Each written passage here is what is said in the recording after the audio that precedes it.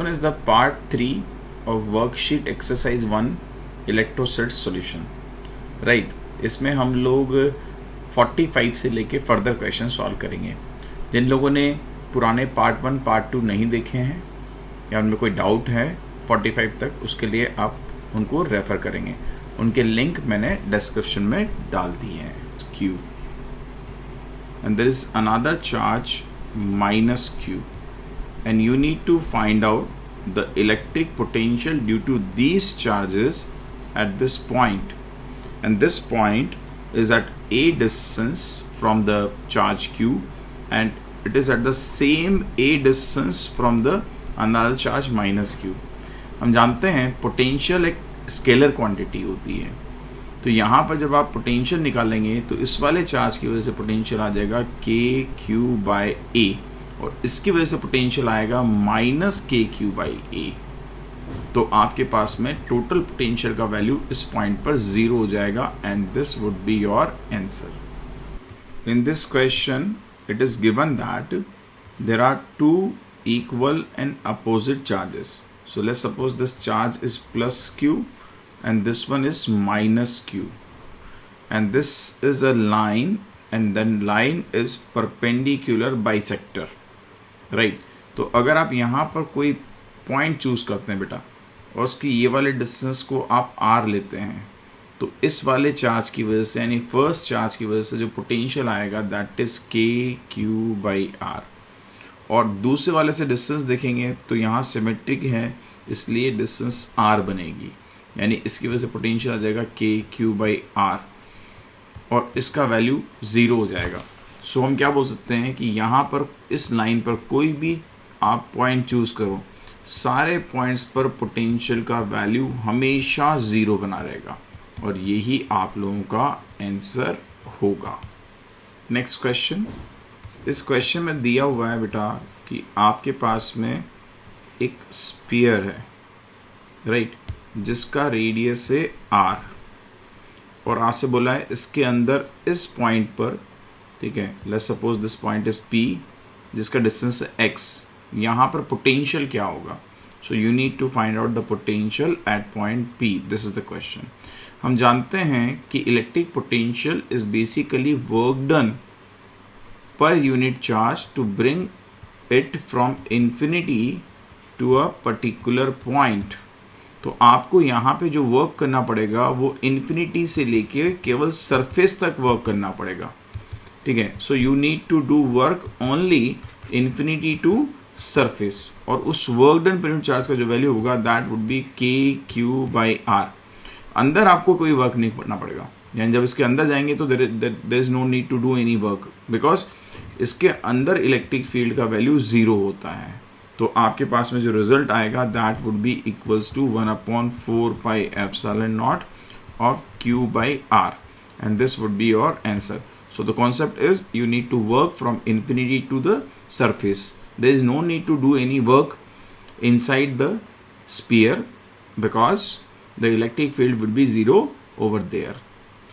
Next question. इस question में दिया हुआ है आपको कि आपने किसी कंडक्टर को, राइट, उसका शेप नहीं बोला उन्होंने, किसी कंडक्टर को पॉजिटिव चार्ज दिया. तो मान लेते हैं एक स्फेरिकल कंडक्टर है, वैसे कैसे भी ले सकते हो आप, ठीक है. इसको आपने कोई पॉजिटिव चार्ज डिस्ट्रीब्यूट कर दिया तो आपको जो वर्क करना पड़ेगा वो यहाँ से सरफेस तक वर्क करना पड़ेगा. इसके अंदर वर्क करना ही नहीं पड़ेगा क्योंकि अंदर तो इलेक्ट्रिक फील्ड 0 होगा, यानी इसके पूरे अंदर इलेक्ट्रिक पोटेंशियल का वैल्यू कॉन्स्टेंट होगा. तो यहाँ इलेक्ट्रिक पोटेंशियल का वैल्यू पूरे में कांस्टेंट आएगा और पूरे में कांस्टेंट तो होगा ही सही, यानी यहाँ पर इलेक्ट्रिक पोटेंशियल का वैल्यू कांस्टेंट तो है ही सही, ठीक है. प्लस यही इलेक्ट्रिक पोटेंशियल मैक्सिमम होगा क्योंकि जो वर्क करना पड़ेगा वो इन्फिनिटी से लेकर सरफेस तक ही तो मैक्सिमम करना पड़ेगा. उसके बाद में तो इलेक्ट्रिक फील्ड 0 होता है इसलिए वर्क करना ही नहीं पड़ेगा. तो जो भी पोटेंशियल होगा इस पूरे जोन में कांस्टेंट रहेगा, इसीलिए हमारा आंसर जाएगा this electric potential remains same throughout the conductor, right? In this question you need to comment for the potential inside the charged spherical shell. तो again वही बात होगी बेटा कि अगर हम पोटेंशियल के बारे में बात करें तो हमें जो वर्क डन करना पड़ता है वो इलेक्ट्रिक फील्ड के अगेंस्ट करना पड़ता है. तो जो वर्क डन होता है वो work done per unit charge को हम लोग इलेक्ट्रिक पोटेंशियल बोलते हैं। तो यहाँ जो वर्क करना पड़ेगा वो इन्फिनिटी से लेके आपको केवल सरफेस तक करना पड़ेगा, ठीक है। जैसे इसके अंदर जाएंगे तो इलेक्ट्रिक फील्ड का वैल्यू 0 हो जाएगा, यानी इसके अंदर इलेक्ट्रिक फील्ड का वैल्यू कांस्टेंट होगा और उसका वैल्यू वही आएगा जो कि सरफेस पर आता है, यानी इसके रेडियस को आप r मान लोगे तो KQ/r, तो अंदर इलेक्ट्रिक फील्ड का वैल्यू, पोटेंशियल का वैल्यू आपका कांस्टेंट आएगा और इलेक्ट्रिक फील्ड का वैल्यू 0 होता है, इसलिए इलेक्ट्रिक पोटेंशियल का वैल्यू कांस्टेंट हो जाएगा। इन दिस क्वेश्चन बेटा it is given that there is a solid conducting sphere. तो हम जानते हैं अगर ये सॉलिड कंडक्टिंग स्फीयर है तो यहाँ जो चार्ज होगा that charge would be, let's suppose कोई भी चार्ज ले लेते हैं, Q है, ठीक है, दिया भी इन्होंने Q है। This is surrounded by a hollow shell, इससे आपने इसको सराउंड कर दिया। लेट्स सपोज A ये शेल है, मतलब कंडक्टिंग स्फीयर है, B आपका होलो शेल है, राइट। और आप बोलते हैं इनके बीच में जो पोटेंशियल डिफरेंस है यानी VA माइनस VB, इसका वैल्यू दे रखा है आपको, दैट इज V। अब हमने क्या किया बेटा, इस शेल को एक एडिशनल चार्ज दे दिया -3Q, राइट। और अब पूछा इनका पोटेंशियल डिफरेंस क्या होगा। So now tell me what do you think what would be the electric field due to this -3Q charge inside the B and A? What I'm trying to say, I'm repeating my word, कि अगर मैं आपसे पूछूं कि इस -3Q की वजह से इलेक्ट्रिक फील्ड का वैल्यू क्या होगा इसके अंदर, then your answer would be कि सर इसका कोई इफेक्ट नहीं पड़ेगा, यानी बाहर वाले की वजह से इलेक्ट्रिक फील्ड में कोई चेंज नहीं है, क्योंकि यहाँ पर इलेक्ट्रिक फील्ड में कोई चेंज नहीं है। यानी कि यहाँ जो इलेक्ट्रिक फील्ड होगा इस जोन में, this would be electric field is due to A only, ठीक है। तो जो वर्क डन करना पड़ेगा वो तो केवल ए के लिए करना पड़ेगा ना, तो बाहर आप -3Q -5Q प्लस 100Q कुछ भी दे दो, बाहर वाले के इलेक्ट्रिक फील्ड का अंदर इफेक्ट नहीं आएगा। इस वजह से पहले अगर पोटेंशियल डिफरेंस V है तो बाद में भी पोटेंशियल डिफरेंस का V ही वैल्यू बना रहेगा, इसलिए आपका आंसर यही चला जाएगा कि potential difference doesn't depend on the charge on the outer surface, it only depend on the charge of inner surface. इस क्वेश्चन में क्या दिया बेटा कि हमने इस टाइप से एक लिया एक स्क्वायर, ठीक है, और यहाँ पर हमने प्लेस कर दिया चार्जेस को, जो चार्जेस हैं 2C -3C then -4C and 5C, ये चार्जेस हैं। और आपसे बोला है कि इसके सेंटर पे आपको कमेंट करना है कि इलेक्ट्रिक फील्ड और इलेक्ट्रिक पोटेंशियल का वैल्यू क्या होगा, ठीक है। तो आप जानते हैं कि यहाँ इस सेंटर वाले पॉइंट की सबसे डिस्टेंस अगर मान लेते A है तो यहाँ से डिस्टेंस A होगी, ये वाली डिस्टेंस भी A होगी, ये डिस्टेंस भी A होगी, सबसे डिस्टेंस A होगी। तो हम जानते हैं पोटेंशियल होता है KQ/R, यहाँ पे A हो जाएगा, ठीक है। तो इसकी वजह से पोटेंशियल, इसकी वजह से पोटेंशियल, इसकी वजह से पोटेंशियल अगर आप देखें तो हम लिख सकते हैं Q_net/A बन जाएगा। तो अगर आप Q_net देखोगे और इन सारे चार्जेस का सम करोगे तो आप पा रहे हैं कि -7 + 7 नेट चार्ज 0, तो पोटेंशियल का वैल्यू इस सेंटर पॉइंट पर बन गया 0। लेकिन इलेक्ट्रिक फील्ड के बारे में बात करोगे तो आप देखो -4C की वजह से इलेक्ट्रिक फील्ड इस डायरेक्शन में आएगा, 5C की वजह से इलेक्ट्रिक फील्ड इस डायरेक्शन में आएगा, और 3C की वजह से भी इलेक्ट्रिक फील्ड इसी डायरेक्शन में आएगा, और 2C की वजह से इलेक्ट्रिक फील्ड रिपेल करेगा, इस डायरेक्शन में आएगा। तो दो वेक्टर, ठीक है, जो कि एक प्लेन में एग्जिस्ट करते हैं, उनका सम कभी भी 0 नहीं हो सकता अगर वो इक्वल मैग्नीट्यूड के हों और उनके बीच में एंगल 180 डिग्री ना हो। तो आप देख रहे हैं यहाँ पे इनके बीच का एंगल 180 नहीं है, नहीं वो इक्वल मैग्नीट्यूड के हैं, यानी इनका सम कभी भी 0 नहीं हो सकता, यानी यहाँ रिजल्टेंट इलेक्ट्रिक फील्ड का वैल्यू कभी भी 0 नहीं बनेगा। तो इस पॉइंट पर इलेक्ट्रिक फील्ड का वैल्यू कभी 0 होगा नहीं और पोटेंशियल का वैल्यू 0 होगा, और यही आपका आंसर बन जाएगा। इन दिस क्वेश्चन आपको दिया हुआ है कि देयर इज अ रिंग, ठीक है। So let's suppose this is a ring जिसपे आपने नॉन यूनिफॉर्मली चार्ज रखा हुआ है और उसके सेंटर पे आपको बताना है कि इलेक्ट्रिक पोटेंशियल का वैल्यू कितना होगा। यानी आपको जो दिया हुआ है minus integration of E dot d l, ठीक है, where l is variable from infinity to l is equals to zero. So basically you need to find out the potential at the centre. और हम जानते हैं centre पे potential होता है के क्यू बाय इसका जो भी रेडियस हो, तो रेडियस इज आर। तो आप जानते हैं के का वैल्यू होता है 9 इंटू 10⁻9। क्यू का वैल्यू देखेंगे तो क्वेश्चन दिया हुआ है 1.11 इंटू 10⁻−10, ठीक है। तो के हो गया, क्यू हो गया, और आर का वैल्यू दे रखा है 0.5। जब इसको सॉल्व करेंगे बेटा तो आपका आंसर आएगा 1.998 वोल्ट, जो कि अप्रॉक्स 2 वोल्ट हो जाएगा। So this would be your answer.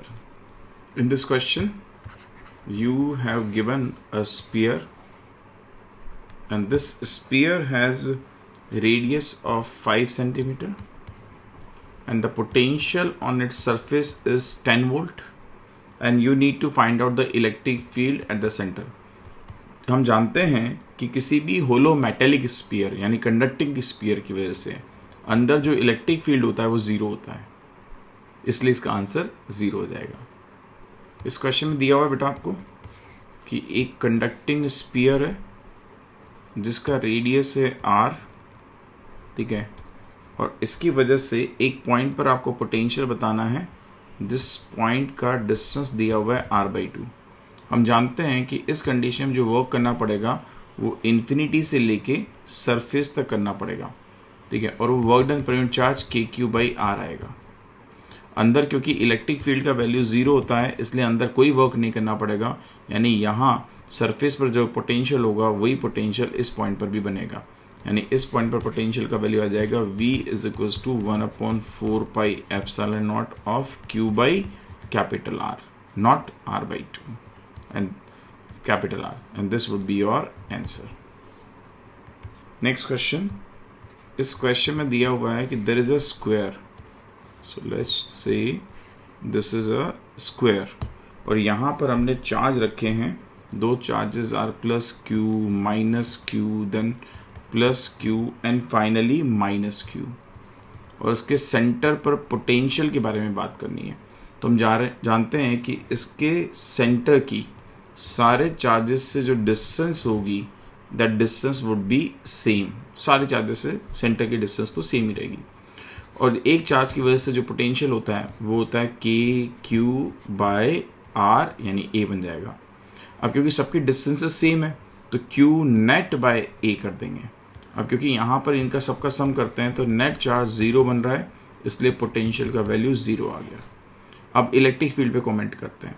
अगर इलेक्ट्रिक फील्ड पे कमेंट करोगे बेटा तो ये पहला चार्ज, इसकी वजह से इलेक्ट्रिक फील्ड E मान लेते हैं आपका हुआ इस तरफ, तो दूसरा चार्ज इसकी वजह से electric field E same magnitude का होगा और दूसरी तरफ होगा, तो कैंसिल आउट हो गया। थर्ड की वजह से इलेक्ट्रिक फील्ड इस तरफ हुआ E, तो फोर्थ की वजह से इस तरफ आ जाएगा E, कैंसिल आउट हो गया।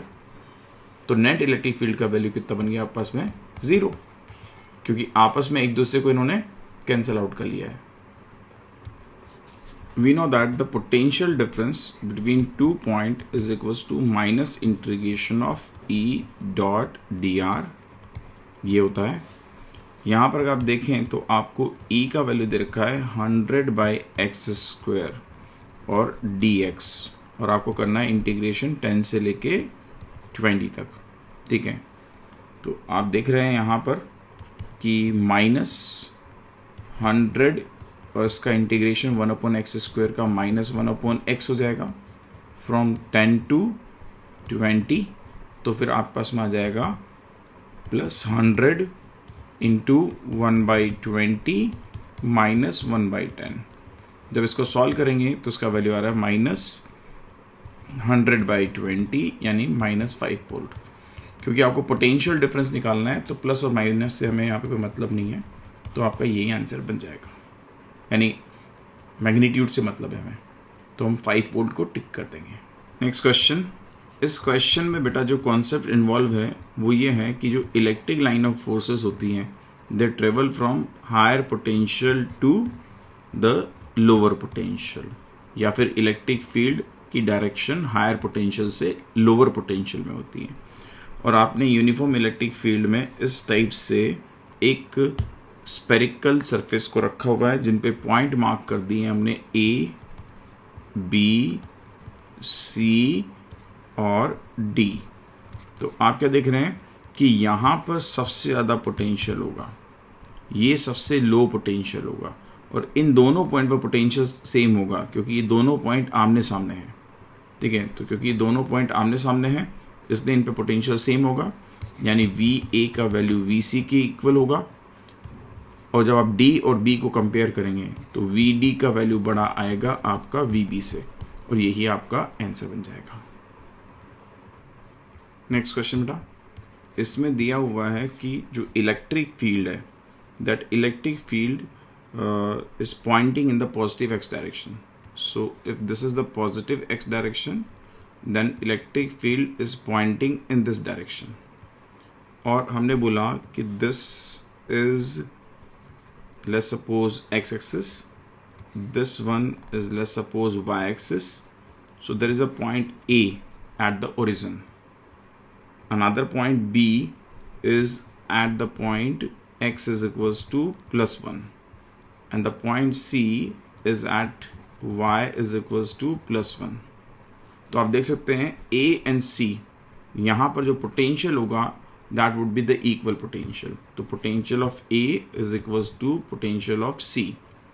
और इनका जो पोटेंशियल होगा वो B के पोटेंशियल से ज़्यादा होगा, तो मोर देन VB। क्यों? क्योंकि electric line of forces flow from higher potential to lower potential, तो ये दोनों हायर पोटेंशियल पे होगा और ये लोअर पोटेंशियल पे होगा। So this would be your answer. Potential has value V is equals to 5x square minus of 10x minus of 9. This is the value of V, and we need to find out the electric field. So electric field is equals to minus of dV by dx या del V by del x। तो आप इसको लिख देंगे minus of, जब इसका differentiation करेंगे तो 10x माइनस 10। अब आपको बताना है electric field at x is equals to 1 metre. तो जैसे यहाँ पे x की वैल्यू 1 पुट करेंगे तो 10 माइनस 10, तो इसका वैल्यू निकल के आ जाएगा 0, and this would be your answer. Next question is question number 60। In this question it is given that the electric potential due to a point charge जो कि होता है KQ/R is equals to the 600 volt, और electric field होता है point charge की वजह से KQ/R² that has value how much 200। और अगर मैं इन दोनों को डिवाइड कर दूँ बेटा तो मेरे पास में निकल के आ जाएगा KQ से KQ कैंसिल आउट हो गया, R से R कैंसिल आउट होगा, तो R is equals to 3 metre, ये निकल के आ गया। और मुझसे पूछा था पोटेंशियल ऑफ चार्ज Q, तो मुझे पता है KQ/R is equals to 600, so I can write Q is equals to 600 into R, that is 3 divided by K, यानी 9 into 10 power 9। तो यहाँ इसको कैंसिल आउट कर दिया तो यहाँ आ गया 200 into 10 power minus 9, यानी आ जाएगा 0.2 microcoulomb, and this would be your answer. Next question is question number 61. 61 question दिया हुआ है बेटा आपको कि एक स्पीयर है and that sphere has radius r. There is another sphere and this sphere has radius capital R, and due to these two radius and you need to find out the potential at the center O. Both are having the same charge density Q. हम जानते हैं किसी भी spear की वजह से जो potential होता है दैट हैज़ वैल्यू KQ/R, जहाँ पर K का वैल्यू होता है 1/4πε0, Q has value sigma into 4πr² divided by R।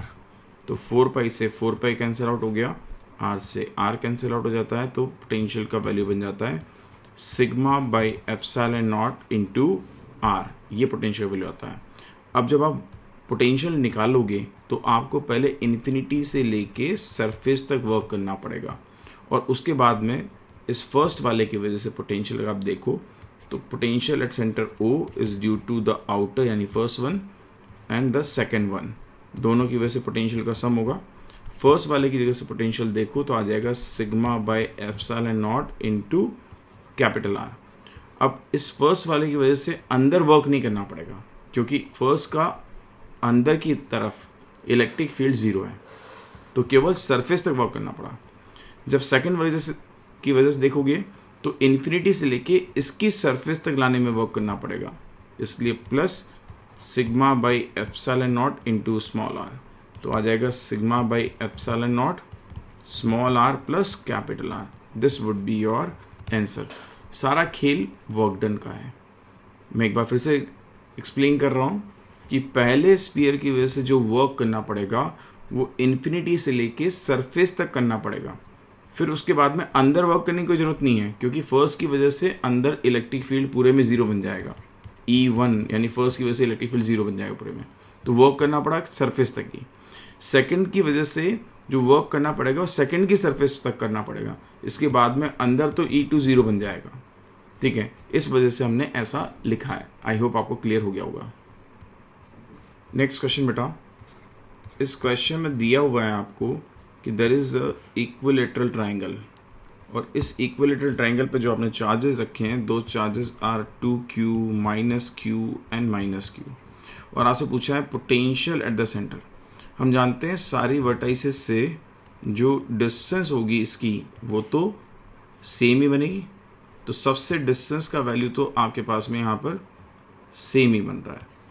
तो हम जानते हैं इस पॉइंट पे यानी इसके सेंटर पे पोटेंशियल देखेंगे तो k q net upon r आ जाएगा, राइट, क्योंकि सबकी डिस्टेंस सेम है। q नेट अगर आप यहाँ देखें तो नेट चार्ज बन रहा है 0, यानी पोटेंशियल एट सेंटर आ गया पास में 0। जब इलेक्ट्रिक फील्ड के बारे में बात करेंगे बेटा तो आप देखिए इसकी वजह से इलेक्ट्रिक फील्ड रिपेल करेगा, इस तरफ हुआ, ये अट्रैक्ट करेगा, इस तरफ हुआ, ये भी अट्रैक्ट करेगा, इस तरफ हुआ, यानी हम देख सकते हैं कि 3 वेक्टर्स ऐसे लगे हुए हैं, तो इनका सम कभी भी 0 नहीं हो पाएगा। तो electric field can not be 0 but potential 0 हो जाएगा यहाँ पे, and this would be your answer. Next question बेटा, इस क्वेश्चन में बोला है आपसे कि there is electric field like this, कि यहाँ पर इलेक्ट्रिक फील्ड इस तरफ है like this, uniform electric field है, and this electric field has value E, और यहाँ पर हमने 2 पॉइंट लिए बेटा, ठीक है, 1 2, ठीक है, और आपसे बोला है कि इन दोनों के बीच में पोटेंशियल डिफरेंस कितना होगा, और आपको दिया हुआ है कि दिस एंगल इज 60 डिग्री और इनका सेपरेशन दे रखा है D। तो हम जानते हैं कि जो पोटेंशियल डिफरेंस होता है that has value minus E dot dr, ठीक है, या फिर होता है इसका value minus E dr cos theta. तो अगर आप देखें यहाँ इलेक्ट्रिक फील्ड की डायरेक्शन में इसका कंपोनेंट, तो ये जो कंपोनेंट बनेगा this is D cos 60 degree, यानी इसका वैल्यू आ जाएगा minus E D cos 60 degree, ठीक है। और हमसे पूछा है इन दोनों पॉइंट के बीच में पोटेंशियल डिफरेंस, तो आप जानते हैं कि जो 1 पॉइंट होगा ये हायर पोटेंशियल पर होगा, ये लोअर पॉइंट पर पोटेंशियल पर होगा, ठीक है। तो अगर मैं V1 माइनस V2 निकालूंगा तो हायर माइनस लोअर, तो आ जाएगा हमारे पास में ED cos 60 डिग्री, और अगर V2 माइनस V1 निकालूंगा तो आ जाएगा minus ED cos 60 degree. So this would be your answer. 64 guys, question number 64 में दिया हुआ है कि the electric potential has value 6x minus of 8xy square minus of 8y plus of 6yz minus of 4z square, और आपसे पूछा है the force on 2 coulomb charge. Force तो बाद में निकालेंगे, पहले इलेक्ट्रिक फील्ड निकालते हैं। तो हम जानते हैं इलेक्ट्रिक फील्ड होता है minus del we by del X I cap, क्योंकि ये potential as a function of X Y Z दे रखा है, minus del we by del Y J cap and minus del we by del Z K cap. यानी ये जो del है बेटा ये पार्शियल डेरिवेटिव है। तो जब इसको करेंगे तो आप पास में आ जाएगा E is equals to minus of del we by del x निकालोगे तो x का करेंगे 6x तो 6 आ गया, इसका करोगे तो माइनस 8y स्क्वायर आ जाएगा। अब देखो बाकी तीन में तो यहाँ देखिए x नहीं है 0, x नहीं है 0, x नहीं है 0, क्योंकि x के रेस्पेक्ट में डिफरेंशिएशन करेंगे तो y और z को कांस्टेंट के जैसे ट्रीट करेंगे, ठीक है। तो यहाँ x था इसलिए 6 आया, यहाँ x था तो 8y स्क्वायर आया, क्योंकि जब x के रेस्पेक्ट करते हैं तो y और z को कांस्टेंट के जैसे ट्रीट करते हैं। This is partial derivative into I cap minus of, जब y के रेस्पेक्ट में करेंगे तो इसमें y है नहीं इसलिए 0 आ गया, इसमें y है इसलिए आ जाएगा माइनस ऑफ 16x, इसमें y है तो आपस में आ जाएगा, इसमें y है तो माइनस ऑफ 16xy आएगा बेटा, इसमें y है तो आपस में आ जाएगा माइनस ऑफ 8, इसमें भी y है तो आ जाएगा प्लस ऑफ 6z, ठीक है। यहां तक हो गया, इसमें y नहीं है छोड़ दो, इस पूरे का j कैप। अब लास्ट वाले को देखो बेटा, इसको z के रेस्पेक्ट करना है तो z के रेस्पेक्ट करोगे तो 0 0 0 यहां पर है इसलिए आ जाएगा 6y और इसमें है इसलिए माइनस 8z के कैप। तो कॉन्सेप्ट क्या बेटा कि जब आप पार्शियल डेरिवेटिव x के रेस्पेक्ट में करते हो तो y और z कांस्टेंट होगा, y के रेस्पेक्ट में करोगे तो x और z कांस्टेंट होगा, और z के रेस्पेक्ट में करोगे तो x और y कांस्टेंट होगा। अब इन्होंने पूछा है एट ओरिजिन, ठीक है। तो हम जानते हैं ओरिजिन पर x 0 होगा, y 0 होगा और z भी 0 होगा। तो सबको 0 करेंगे तो इलेक्ट्रिक फील्ड का वैल्यू आ जाएगा मेरे पास में ओरिजिन पे माइनस 6i कैप, ये 0, यहाँ से देखोगे तो ये 0 ये भी 0, ये दोनों तो 0 हो गए, तो माइनस माइनस प्लस बन गया प्लस 8j कैप, और ये दोनों भी 0 होने वाले हैं। तो ये बन गया इलेक्ट्रिक फील्ड का वैल्यू। तो अगर आप इलेक्ट्रिक फील्ड का मैग्नीट्यूड निकाल लो, फोर्स बताना है और फोर्स में कोई डायरेक्शन दे नहीं रखी, तो इसका मैग्नीट्यूड आ जाएगा अंडर रूट ऑफ 6 का स्क्वायर प्लस 8 का स्क्वायर यानी 10।